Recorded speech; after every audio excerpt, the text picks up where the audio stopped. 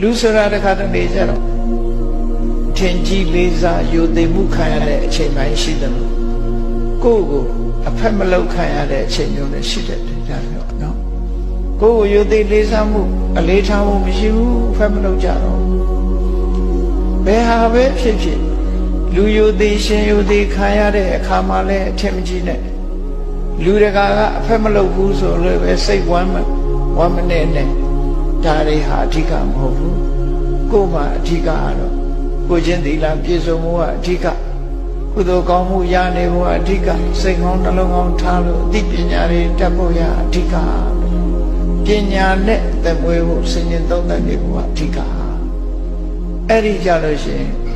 လူမသိသူမသိကိုယ်မလေးစားဘူးဆိုဘာမှမလုပ်နဲ့ဥပုသ်ဆောင်လိုက်မယ်နော်တရားနာနေမယ်ပညာသင်နေမယ်ကိုယ့်အကိုတတ်အောင်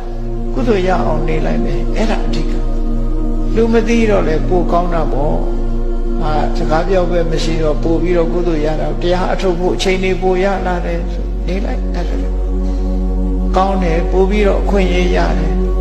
အရင်တော့မှငါအဖက်လုံးမဲ့လူတွေရှိတယ်အခုဘယ်သူမှအဖက်မလုပ်ဘူးဘယ်သူမှဂရုစိုက်စရာမလိုဘူးကိုထမင်းကိုစားတရားထုတ်နေမယ်ဆိုစိတ်ဓာတ်မွေးတယ်